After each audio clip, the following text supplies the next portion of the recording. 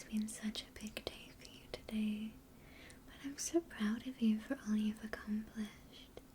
Truly, I see all of the effort that you're putting in, and I really do think you deserve some rest.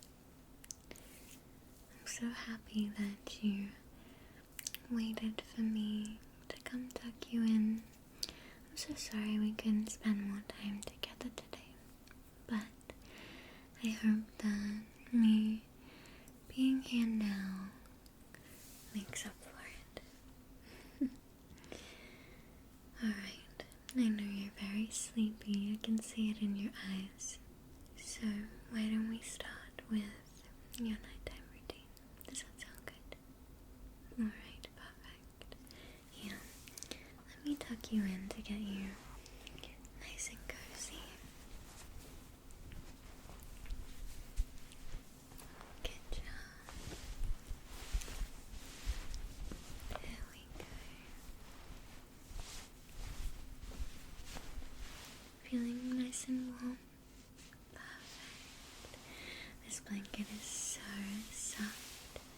I got it just for you. It has stars on it, constellations that glow in the dark. So, I think it's going to be absolutely perfect for your sleep tonight. Would you like a stuffed animal? I thought you might. Let's see.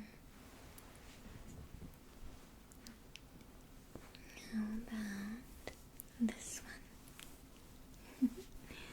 Isn't he extra cute? He is very soft and plush as well. I think that he will be the perfect companion to keep you comfy while you're sleeping tonight. What do you think? Yeah. Let's pop him right here next to you. Nice and comfy. Alright. You're doing such a good job. I know that sometimes it's difficult to look after ourselves, but you're doing amazing. Just letting me take care of you like this. Such a good job. Alright. Now, I made you a Milo to help you get nice and warm and cozy. You know that warm milk before bed helps you sleep, right? Yes, let me grab it for you. I put it in this special mug to remind you of how much I love you.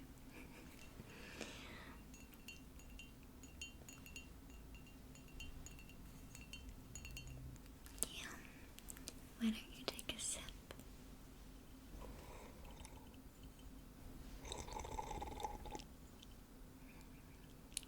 Is it good? The perfect temperature, I hope. I made sure to let it cool down just a little bit so you didn't burn your cute little mouth. We wouldn't want that.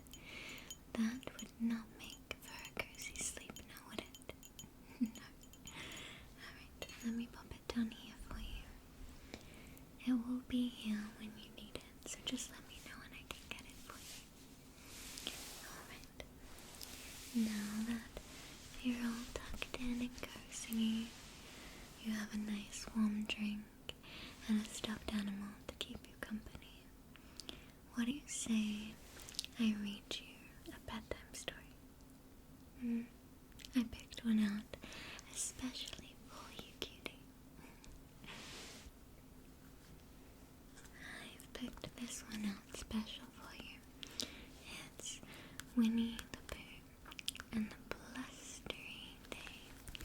I know this is one of your favorite stories.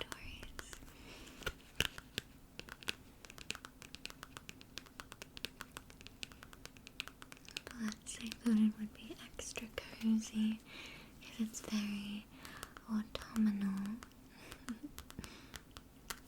You want to read it together? Alright, let's start.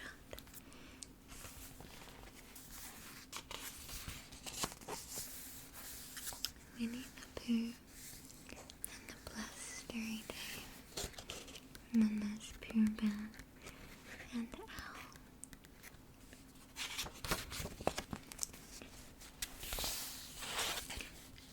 Christopher Robin and Pooh. In the middle of the forest, where grown-ups never go, there is a special enchanted place called the 100-Acre Wood. This is where a young boy, Christopher Robin, lives with his very best friend, Winnie the Pooh. Sometimes called Pooh Bear, or just Pooh for short. Christopher Robin and Pooh have lots of other friends too. There's Piglet, Kangaroo, and Baby Roo, Tigger, Eeyore the donkey, Rabbit, and Owl. They all have happy times together, as well as some very remarkable adventures. The adventure you're going to hear about now began on a day that started out just like any other, but soon turned into the most extraordinary day.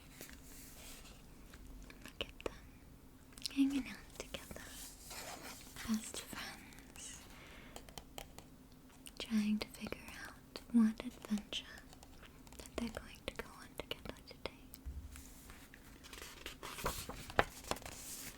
One morning, Winnie the Pooh woke up to the sound of the wind howling round his house. He got out of bed and threw open the window. He said, "I think I'll take a stroll to my thoughtful spot and have a good think." On his way, Pooh made up a little hum and hummed it something like this. Hum dum dum dee dum, hum dum dum. Oh, the wind is lashing lustily, the trees are thrashing thrustily, the leaves are rustling gustily, so it's rather safe to say that it seems it may turn out to be. It feels it will undoubtedly. It looks like a rather blustery day. Fortunately, Pooh's thoughtful spot was in a sheltered place, well out of the wind. He sat down on a log and tried hard to think of something. What do you think he might think of? Oh, look, he's thinking very hard. That looks like me when I'm trying to think. Think, think, think, said Winnie the Pooh, tapping his head. Suddenly, there was a rumbling at Pooh's feet, and Gopher's head appeared from out of the underground tunnel. "Say, Sonny," said Gopher, when he observed Pooh tapping his head, "do you have a headache?" "No," replied Pooh, "I was just thinking." "Well, if I were you," said Gopher, "I'd think about getting out of here as soon as possible." "Why?" asked Pooh. "Why?" repeated Gopher. "Because it's Wednesday. That's why." And with those words he disappeared again down his burrow. "Wednesday?" said Pooh. "Well, in that case I shall wish everyone a happy Wednesday. And I shall begin with my very dear friend, Piglet." Pooh visits Piglet.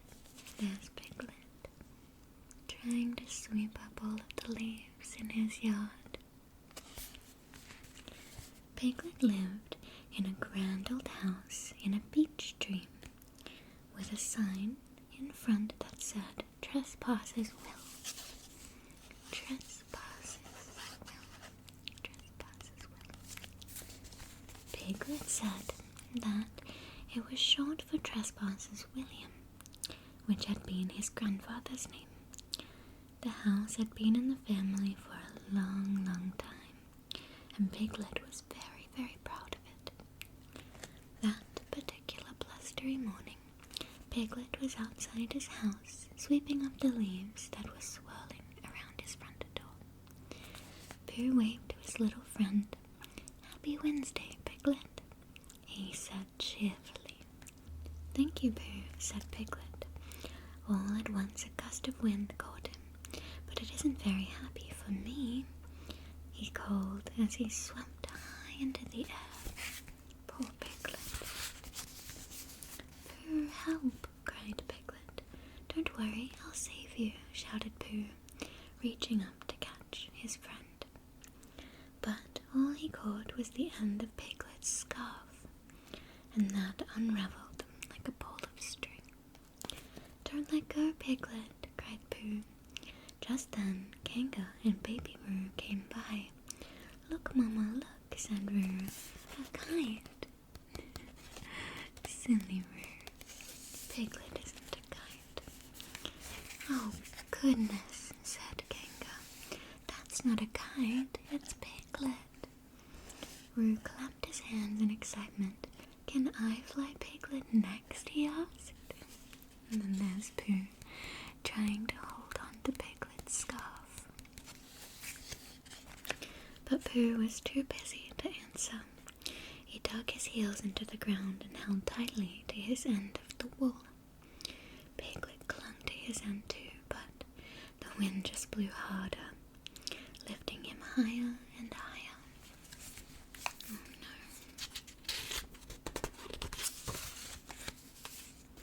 Just as Pooh gave the wool another tug, an especially strong gust of wind came along. It blew Pooh right off the ground and carried him along with Piglet. At last, Pooh and Piglet landed in a treetop. Fortunately, it happened to be the treetop where Owl had his house. Owl was delighted to see his friends' faces pressed against his window. Pooh and Piglet, he cried, this is a surprise. Do come in and make yourselves comfortable. He opened the window, and they blew in. Happy Wednesday, Owl, said Pooh. Happy Wednesday to you too, said Owl. It does seem to be a rather blustery day outside. A very, very blustery day, said Piglet. Still, said Owl, this is just a mild breeze compared with the winter of 67, or was it 76, when my Aunt Clara was caught in a terrible gale. The wind was so fierce then that an Owl went on and on, talking about his relations, so that nobody realized that the house had begun to shake. Backwards and forwards the house shook and swayed. Then, with one tremendous gust of wind, it came crashing to the ground. Luckily, no one was hurt, but the house was a terrible mess.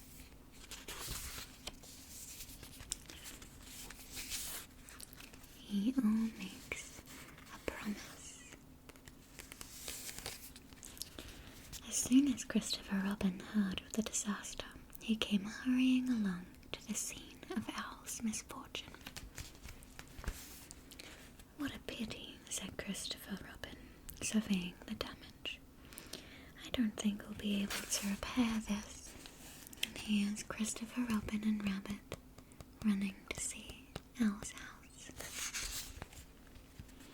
If you ask me, said Eeyore, when a house looks like this, it's time to find a new one. What a good idea, said Christopher Robin. Leave it to me, said Eeyore. It might take a day or two, but I'll find a new house for Owl. And he turned and trudged off into the 100-acre wood. There he is. Isn't that nice that Eeyore's going to look for a new house for Owl to live in? Thank you, Eeyore, said Owl. In the meantime, I can tell you all about my Uncle Clyde. He was a very independent barn owl who didn't give a hoot for tradition. He fell in love with a cat and went to sea in a beautiful pea-green boat. In fact, Pooh and Piglet sat listening to Owl's stories until it got dark, when they decided to go home. Owl, of course, no longer had a home, so he had to sleep in the branch of a tree. There he is, sleeping in the branch.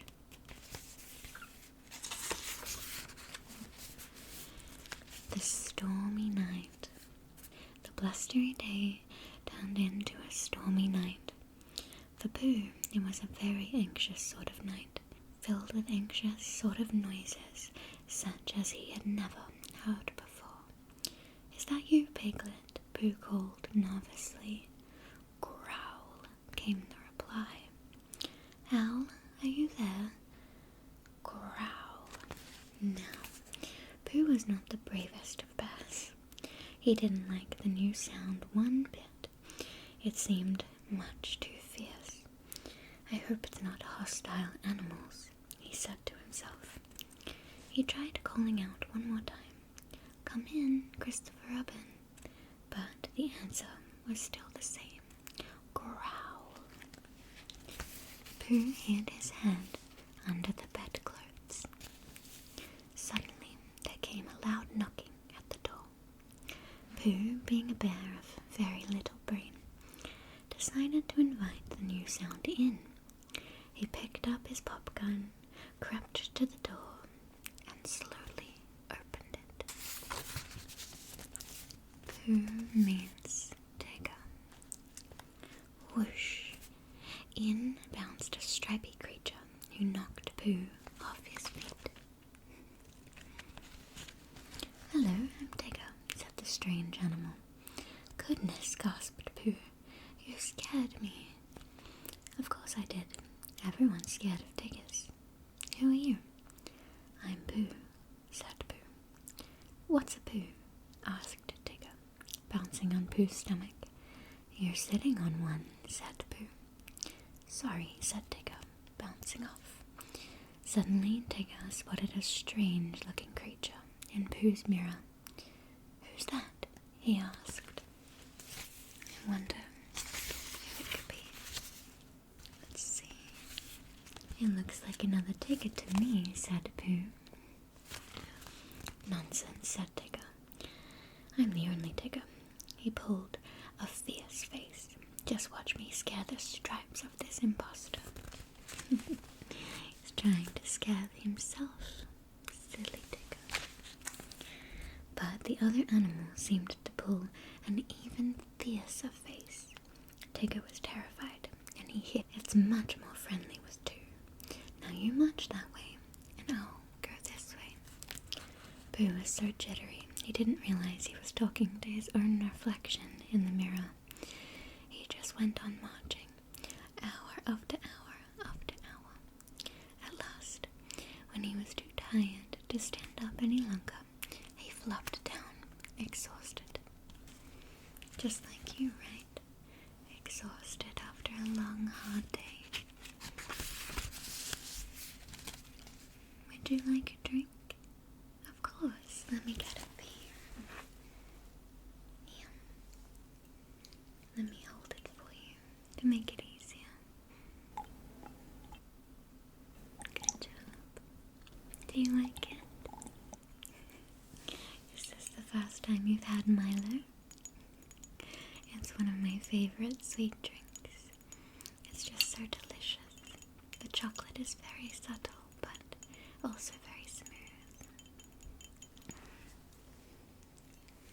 I'm so glad I could share it with you. Oh, you poor thing. You're getting really sleepy, aren't you? It's okay. We're almost finished the story, and then you can drift off to sleep.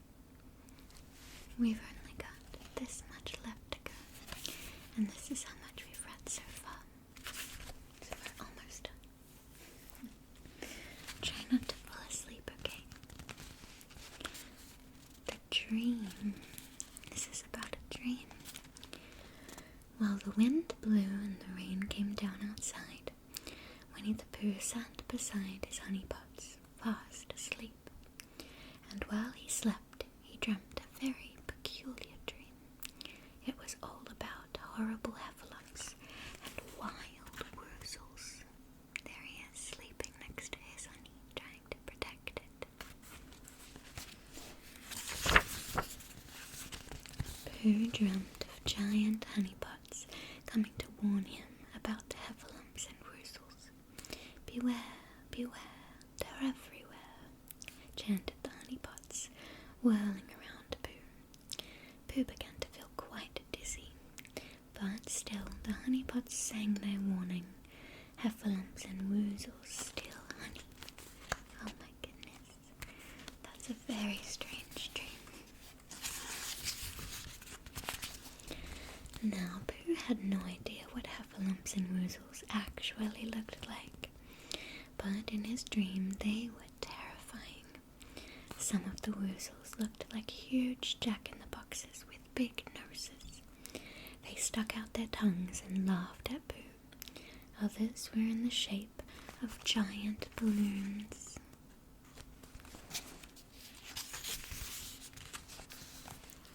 The Heffalumps came in all shapes and sizes.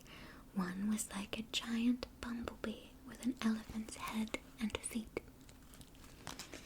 It chased Pooh and buzzed around his head, trying to grab his precious honey. Then a huge watering can overturned above Pooh. Pooh tried to escape, but he just got wetter until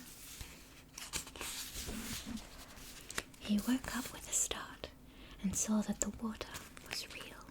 Oh no, his house is flooding. It had rained all night and Pooh's house was filled with puddles. Of course, the first thing that Pooh did was try to rescue his honey.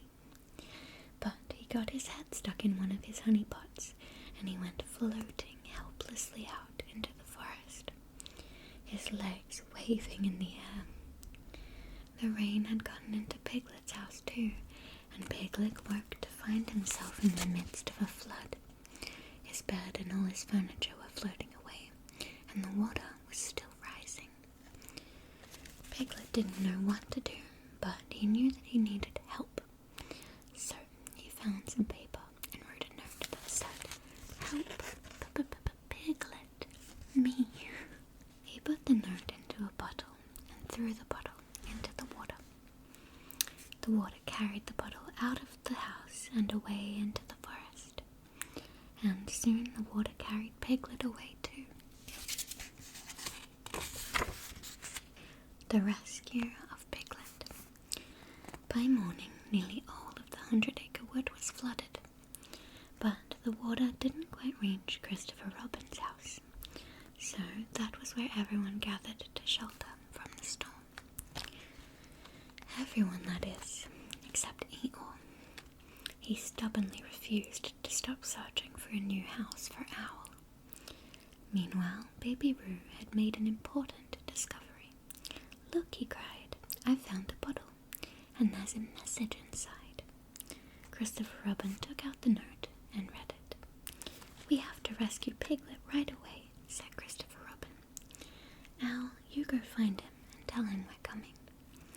Owl set off at once, and he soon saw two tiny objects below him. As he flew closer, he saw that the objects were Pooh hanging onto a chair and Piglet spinning in a whirlpool in one of Pooh's honey pots.